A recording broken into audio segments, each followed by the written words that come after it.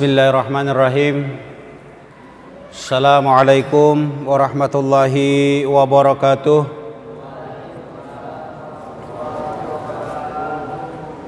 Alhamdulillahillazi arsala rasulahu bil huda wa dinil haqq liyuthhirahu 'ala dini kullih wa kafa billahi shahida. Asyhadu an la ilaha illallah wahdahu la syarikalah wa asyhadu anna Muhammadan abduhu wa rasuluh la nabiyya ba'd. Allahumma salli ala Muhammadin wa ala alihi wa sahbihi wa mawala amma ba'd. Qala Allah ta'ala fi kitabil karim, a'udzu billahi minasy syaithanir rajim. Ya ayyuhallazina amanu taqullaha haqqa tuqatih wa la tamutunna illa wa antum muslimun. Hadirin jamaah salat maghrib Masjid Nurul Ilmi, pemirsa Masjid Nurul Ilmi channel dimanapun bisa menyaksikan live streaming dalam kesempatan ini, mari kita senantiasa memanjatkan puji syukur kehadirat Allah Subhanahu wa Ta'ala yang dengan limpahan rahmat karunia hidayah yang masih diberikan oleh Allah kepada kita, sehingga pada kesempatan kali ini kita masih bisa melaksanakan salah satu kegiatan kita secara rutin, taklim maghrib sampai isya, yang mudah-mudahan sedikit demi sedikit berbaginya kita tentang ilmu, pengetahuan, pemahaman agama menambah sakafah dan wawasan kita, dan mudah-mudahan dapat meningkatkan iman dan ketakwaan kita kepada Allah Subhanahu wa Ta'ala. Salawat dan salam kepada Rasulullah selalu kita sampaikan kepada junjungan kita Nabiullah Muhammad sallallahu alaihi wasallam. Dekat perjuangan beliau, pengorbanan beliau, mujahadah beliau, Islam sampai kepada kita sekalian. Ikhwan akhwat yang dirahmati Allah Subhanahu wa Ta'ala, di antara surat-surat yang sering hadir di telinga kita, di pendengaran kita,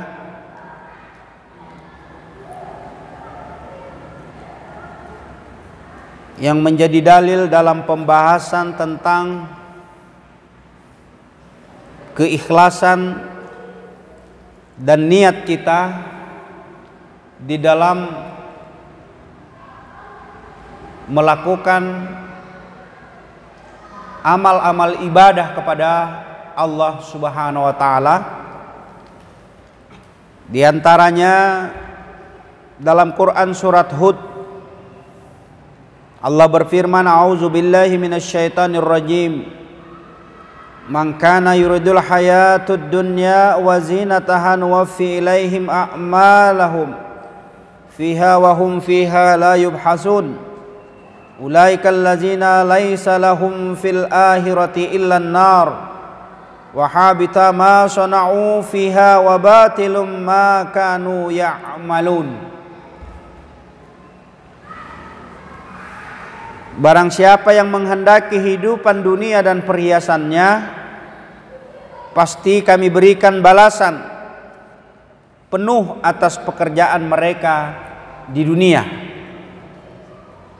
dengan sempurna, dan mereka, kata Allah, tidak akan rugi. Itulah orang-orang yang tidak memperoleh sesuatu di akhirat kecuali neraka. dan sia-sialah di sana apa yang telah mereka usahakan di dunia, dan terhapuslah apa yang telah mereka kerjakan. Hud, Quran surat Hud ayat 15 dan 16. Selain ayat ini, Rasulullah Shallallahu Alaihi Wasallam juga menyebutkan tentang ikhlas dan niat. Di antaranya adalah hadis yang diriwayatkan oleh Umar bin Khattab radhiyallahu anhu. Ia berkata, aku mendengar Rasulullah Shallallahu Alaihi Wasallam bersabda, innamal a'malu binniyati wa innamal likulli imri'in ma nawa, faman kana hijratuhu ilallahi wa rasulih fa hijratuhu ilallahi wa rasulih, wa man kanat hijratuhu lidunya yusibuha aw imra'ati yankihuha fa hijratuhu ila ma hajarata ilaih. Muttafaq alaih. Sesungguhnya segala amalan tergantung dengan niatnya, dan bagi setiap orang akan mendapatkan sesuai apa yang telah diniatkannya. Barang siapa yang hijrahnya kepada Allah dan Rasulnya, maka hijrahnya kepada Allah dan Rasulnya. Dan barang siapa yang hijrahnya untuk dunia yang ingin ia peroleh, atau karena seorang wanita yang ingin dinikahinya, maka hijrahnya akan memperoleh apa yang ia inginkan. Majelis yang dirahmati Allah Subhanahu wa taala, kesempatan ini 30 sampai 40 menit ke depan kita mencoba untuk kembali mengingatkan satu tema tentang niat dan ikhlas. Ikhlas dan niat boleh dibolak-balik, boleh ikhlas dan boleh niat. Tapi intinya bahwa niat itu adalah pekerjaan hati yang dikomando oleh lisan, tetapi yang mengiyakan dan menidakkan adalah hati.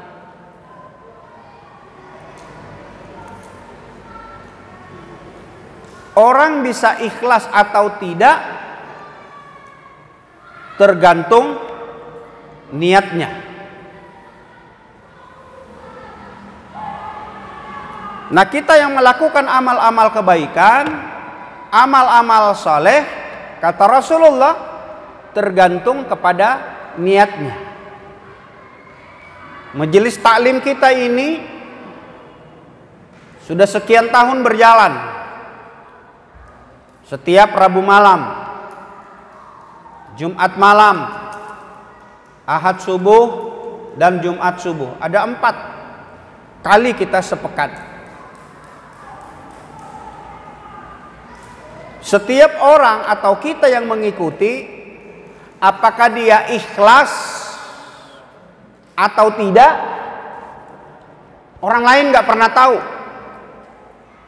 Yang hanya tahu kita dengan Allah Subhanahu wa taala. Apakah kita kehadiran kita karena ada aqua dan sajian kue sehingga kita bersemangat untuk menghadiri majelis taklim? Tidak ada yang tahu.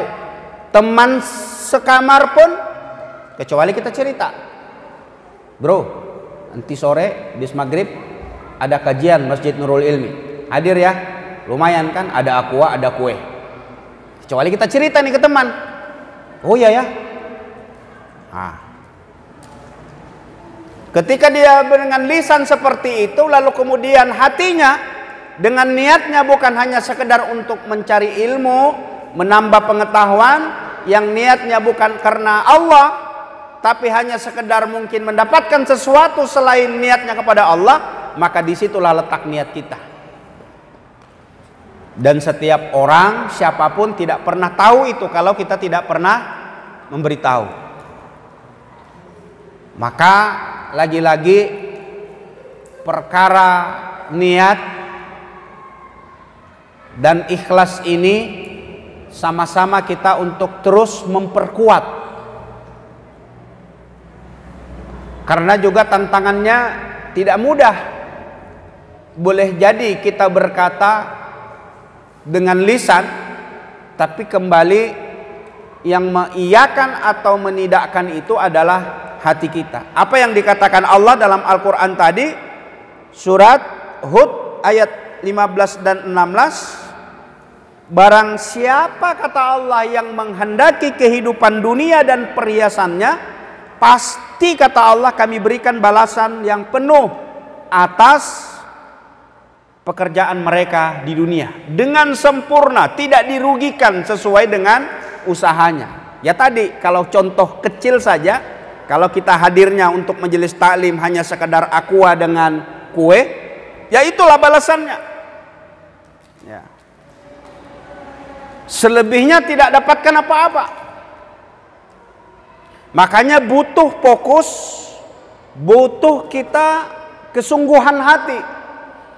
Kalau diniatkan karena Allah kita hadir dalam pengajian untuk menambah sakopah kita, pengetahuan kita, semoga semakin menambah keimanan dan ketakwaan kita kepada Allah Subhanahu wa taala, maka hadirnya kita dalam majelis ini sebagaimana kata Rasulullah, para malaikat yang juga hadir di tengah-tengah kita akan memberikan rahmat kepada kita, maka itulah yang didapatkan orang-orang yang ikhlas menghadiri majelis taklim ini.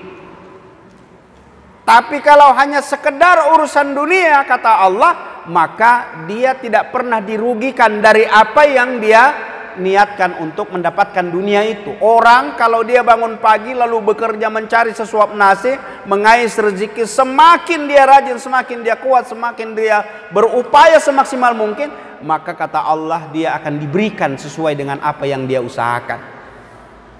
Kita para pelajar, adik-adik, kalau bangun subuh lalu kemudian ngambil Al-Quran, sering saya perhatikan, maka setelah itu dia akan dengan sungguh-sungguh katakanlah merojaah bacaan atau mungkin menghafal hafalan baru dan lain sebagainya, maka ikhlas karena Allah untuk mendapatkan itu, maka Allah akan memberikan ganjaran. Tapi ketika memasang niatnya juga sudah salah, saya tidak mau tidur setelah sholat subuh, saya ngambil Al-Quran, saya membaca, saya menghafal, saya memurojaah, saya mengapa saja melakukan aktivitas, tapi dalam hatinya supaya Ustadz Ramlin melihat saya, guru-guru saya melihat, memperhatikan. Nanti kalau dia sudah memperhatikan saya rajin, saya bagus, mendapatkan nilai A, nilai yang bagus, hati-hati. Maka kita sudah terjebak kepada niat batasan sekedar dunia. Dan itu tidak dirugikan kata Allah. Dia dapat pujian, dia dapat nilai yang baik. Nah, hal-hal yang seperti ini mesti kita luruskan. Niatkan karena Allah, kita menghafal, kita belajar, kita mengaji, kita ibadah, melakukan seluruh aktivitas karena Allah. Nanti setelah kita berniat karena Allah, sebagaimana yang dijanjikan Allah, tidak hanya urusan akhirat dan tidak hanya sekedar pahala dia dapatkan, tapi juga urusan dunia akan diberikan oleh Allah. Ada istilah tanam padi tumbuh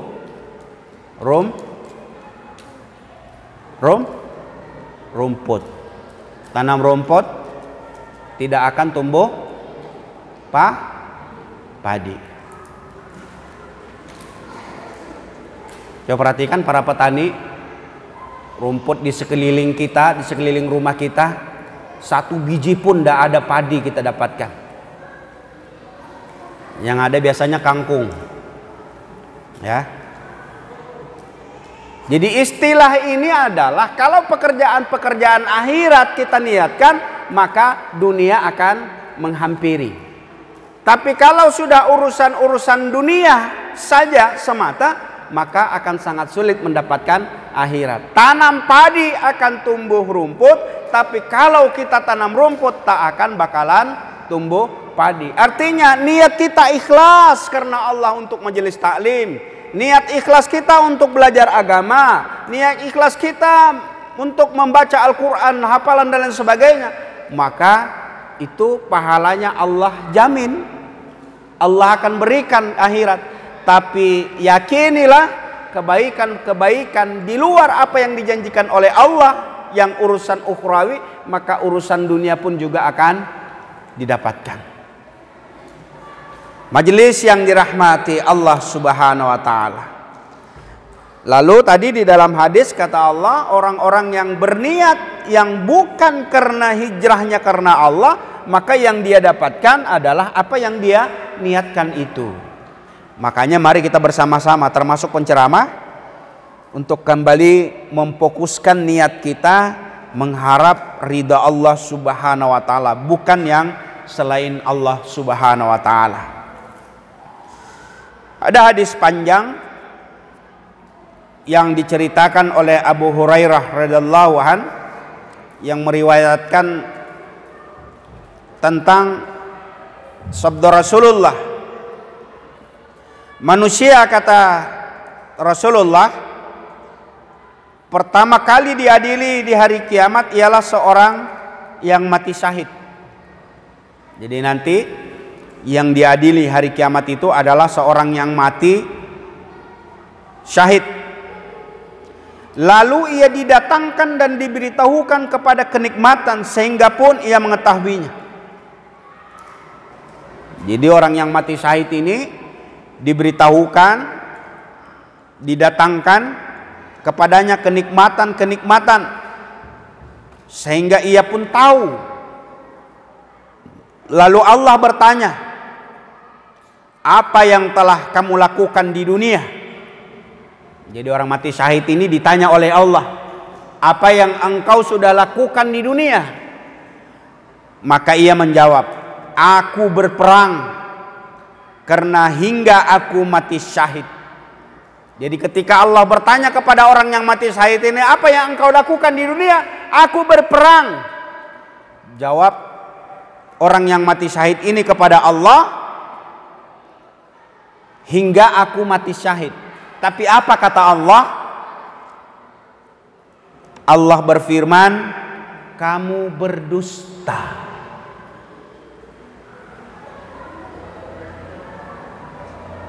Kamu berperang agar disebut sebagai orang yang berani.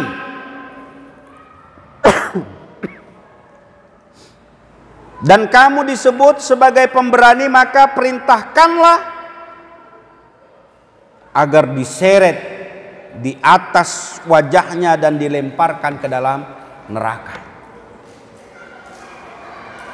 Jadi orang yang mati syahid tadi ditanya oleh Allah, apa yang kau lakukan di dunia? Maka si mati syahid ini menjawab kepada Allah, aku berperang di jalan Allah hingga aku mati syahid. Tapi apa kata Allah? Engkau berdusta. Engkau berperang itu hanya sekedar supaya engkau disebut sebagai pemberani. Maka diperintahkan oleh Allah untuk dilemparkan ke api neraka.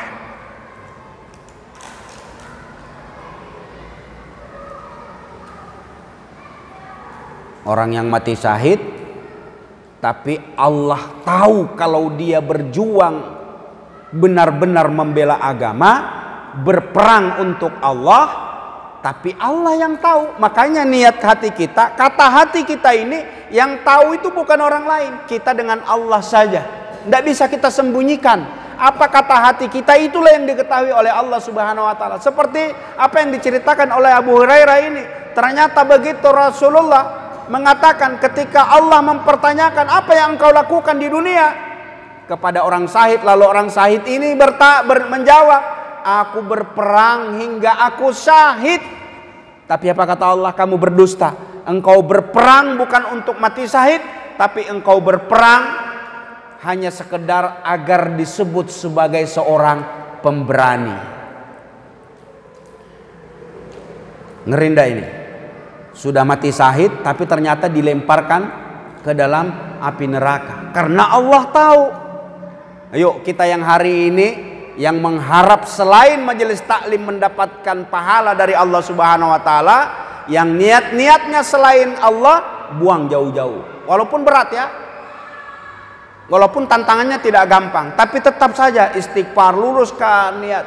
Saya ngaji, saya menghafal, saya sekolah, saya belajar karena Allah Subhanahu wa ta'ala. Dan itu tidak gampang memang, tapi kita terus melatih diri. Orang yang jelas-jelas menurut kita mati syahid, begitu ditanya ternyata apa kata Allah? Engkau berdusta, engkau berperang itu bukan untuk mati syahid, bukan untuk membela agama, tapi apa kata Allah? Agar engkau disebut sebagai seorang pemberani. Maka tertolak, dilemparlah orang yang mati syahid ini ke api neraka. Subhanallah. Lalu berikutnya majelis yang dirahmati Allah Subhanahu wa ta'ala, kemudian seseorang yang mempelajari ilmu. Nah, ini salah satu kegiatan kita yang masuk kategori hadis ini, mempelajari ilmu dan mengajarkannya, juga membaca Al-Quran.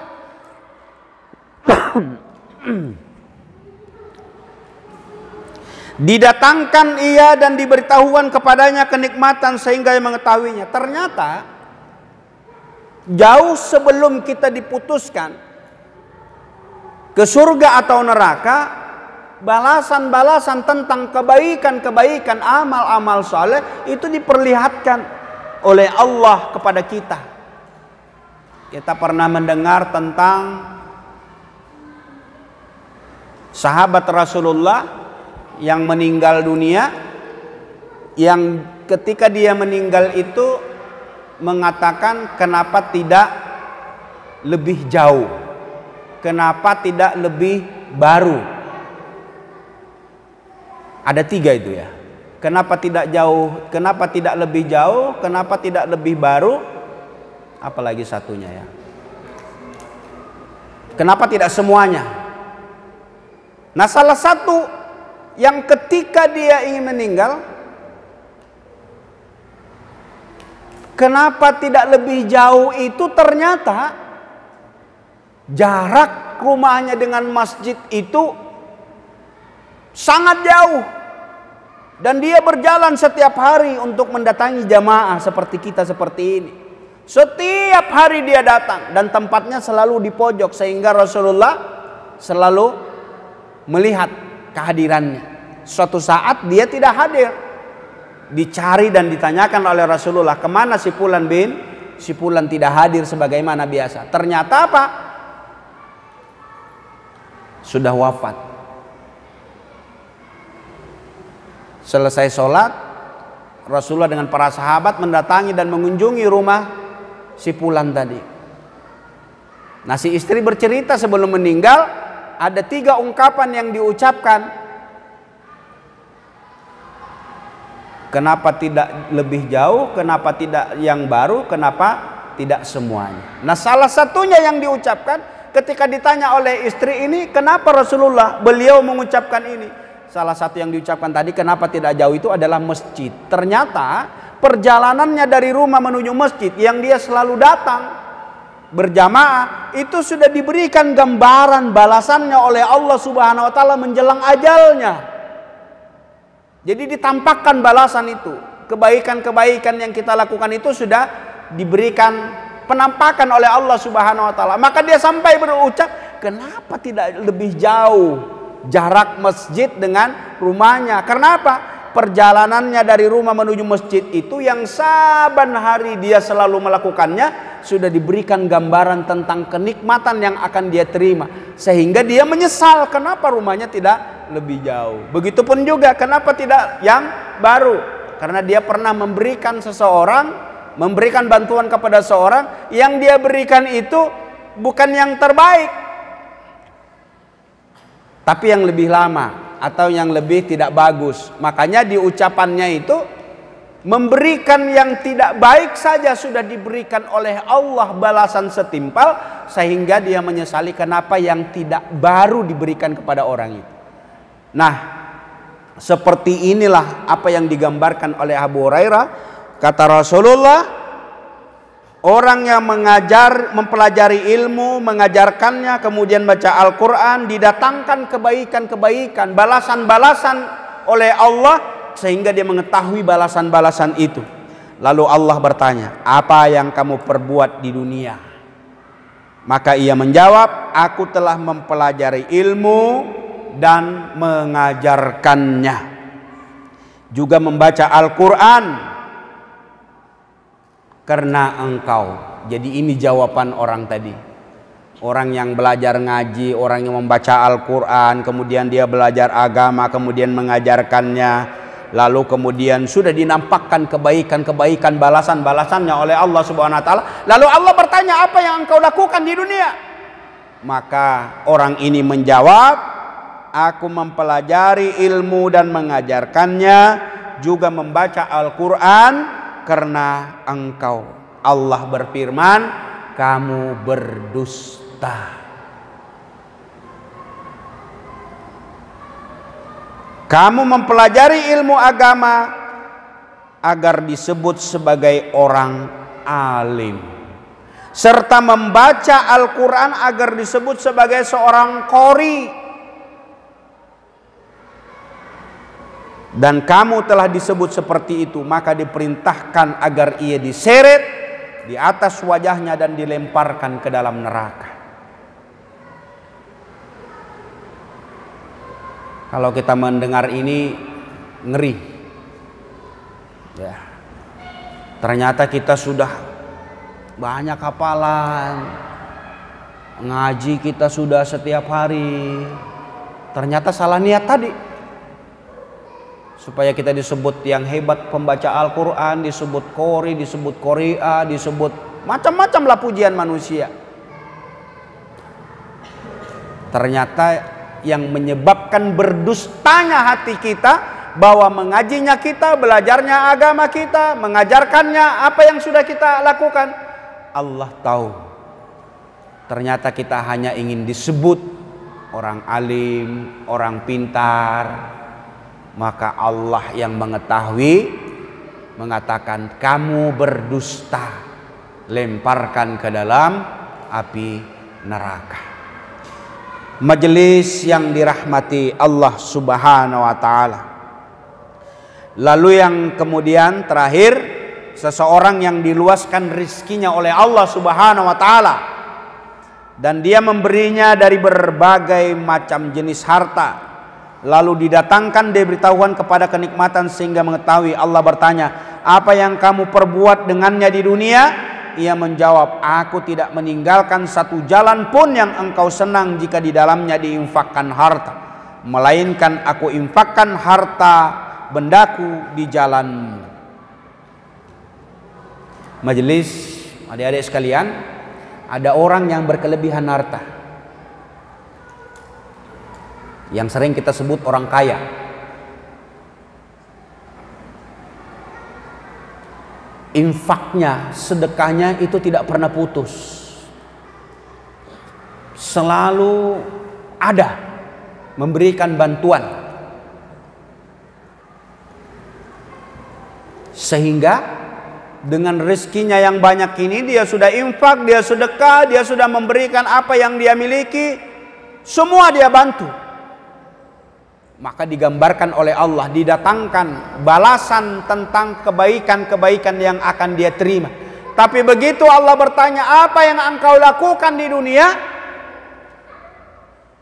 Apa kata orang ini?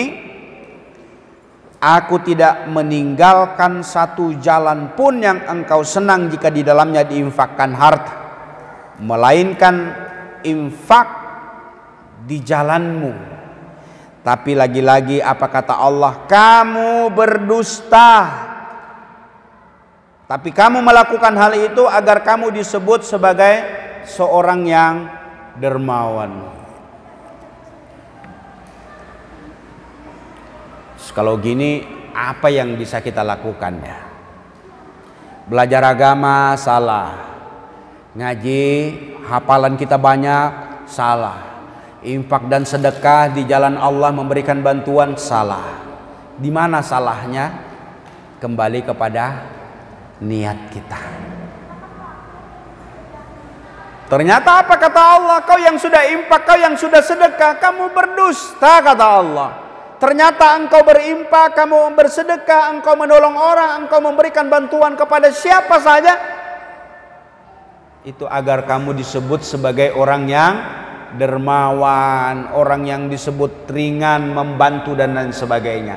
Nah, pujian-pujian yang sifatnya dunia ini, itulah yang memalingkan kita dari keikhlasan karena Allah Subhanahu wa ta'ala. Berat enggak ini adik-adik?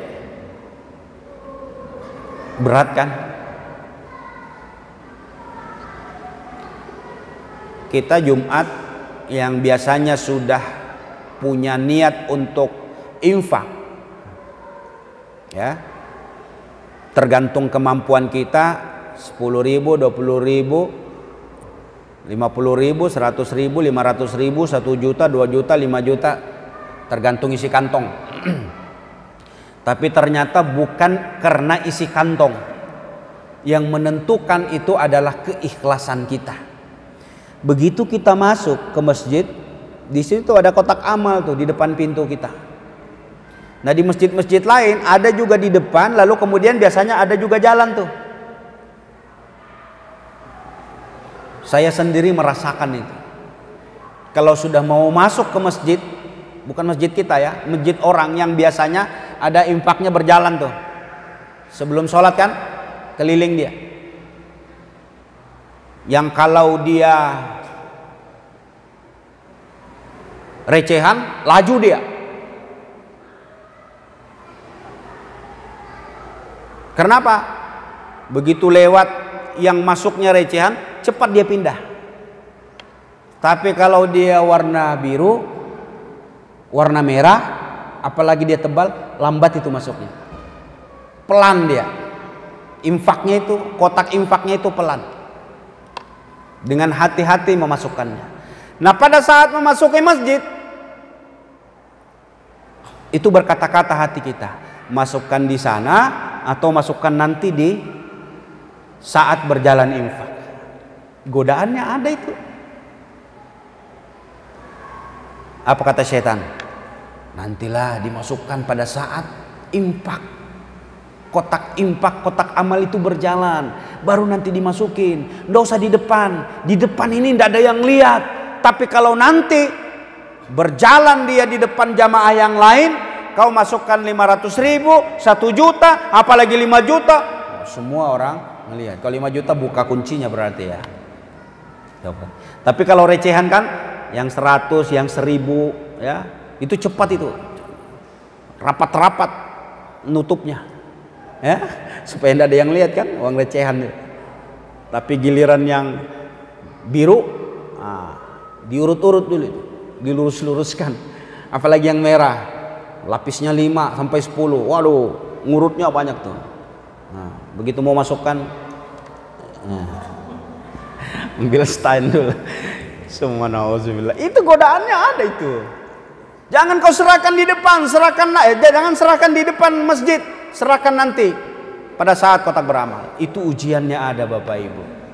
Ya, maka kita butuh untuk memahami tentang niat kita ini. Jangan-jangan apa yang dikatakan Abu Hurairah, bahwa ketiga orang ini yang tadinya mati syahid, kemudian dia rajin baca Al-Quran, mengajarkannya, lalu kemudian ternyata orang yang diberikan kelebihan harta, ternyata dusta semua kata Allah.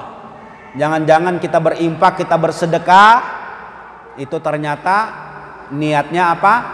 Niatnya bukan karena Allah Subhanahu wa ta'ala, sampai akhirnya ketiga-tiga orang ini mati syahid, orang yang belajar agama lalu kemudian mengajarkannya, baca Al-Quran, kemudian dia berderma, dia berinfak, bersedekah, semuanya dilemparkan ke api neraka. Kenapa? Allah tahu dia berdusta, bukan karena dia belajar agama untuk mengharap ridha Allah, bukan dia belajar Al-Quran, mengaji hanya sekedar untuk mengharap ridha Allah, tetapi yang lain-lain. Begitupun infak dan sedekah tadi. Kata Allah, kamu berdusta. Engkau infakkan dan sedekahkan uangmu, hartamu agar engkau disebut sebagai orang yang dermawan, baik hati, sehingga di tengah-tengah masyarakat dipuji dan disanjung oleh manusia. Maka cukuplah yang engkau dapatkan di dunia, yaitu sanjungan dan pujian manusia. Begitu nanti di akhirat, apa kata Allah? Engkau berdusta, maka tidak level masuk ke dalam surganya Allah Subhanahu wa taala, dilemparkan mereka ke dalam api neraka. Majelis yang dirahmati Allah Subhanahu wa taala, inilah 3 keadaan orang yang kata Rasulullah celaka di dunia karena apa? Niatnya yang tidak diperbaiki. Nah, dari dalil-dalil yang ada tadi, niat ini merupakan pondasi amalan, ya. Jadi harus kita benar-benar menguatkan, karena amalan manusia itu akan diterima dan ditolak tergantung kepada niat pelakunya.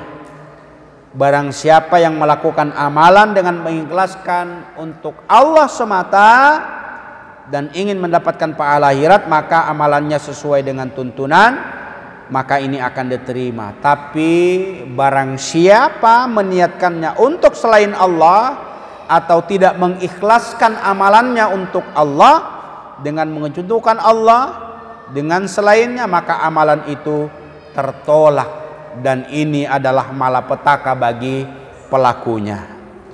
Nah, sebagai kesimpulan dari penjelasan tadi dapat kita ambil beberapa poin. Yang pertama, salah satu syarat beramal ialah ikhlas, yaitu hanya memaksudkannya untuk wajah Allah Subhanahu wa taala. Tidak sedikit kita terjebak, oh saya ikhlas kok itu. Ikhlas itu tidak butuh kita sebutkan, apalagi kita umumkan, apalagi kita sampaikan, ya. Karena tidak seperti itu sebenarnya ikhlas. Berbuat sesuatu tanpa diketahui oleh manusia, oleh siapapun, kecuali hanya Allah Subhanahu wa taala. Kemudian yang kedua, catatan yang kedua, pentingnya keikhlasan, karena amalan tanpa ikhlas akan menjadi malapetaka bagi pelakunya. Nah, sayang, amal ibadah kita, kebaikan-kebaikan yang sudah kita lakukan, tapi ternyata tertolak oleh Allah Subhanahu wa taala karena niat kita yang salah. Bagusnya amalan tidak menjadi dijaminnya diterimanya amal. Jadi amalan orang itu sudah bagus, bacaannya bagus, makhrajul hurufnya sudah tepat, lagunya enak, macam-macam kalau misalnya Al-Quran, ya, hafalannya banyak, tapi lagi-lagi luruskan niat. Semua itu adalah rahmat yang diberikan oleh Allah, karunia besar yang diberikan oleh Allah dan tidak dimiliki oleh setiap manusia. Sehingga ini yang menyebabkan kita tidak pernah merasa lebih dibanding dengan yang lain, sehingga niat kita hanya tertuju kepada Allah Subhanahu wa taala. Yang terakhir, wajibnya membenarkan niat dalam setiap amalan dan kita bersungguh-sungguh di dalam melakukannya. Nah, melatihnya itu ada tempat, ada waktu yang kita harus melatih tentang keikhlasan ini, ya. Melatih keikhlasan itu salah satunya adalah kalau sholat misalnya, melatih diri kita dari pandangan manusia. Kapan kita melakukan sholat yang tidak banyak dilihat orang? Lakukanlah ketika tidak banyak orang melihatnya.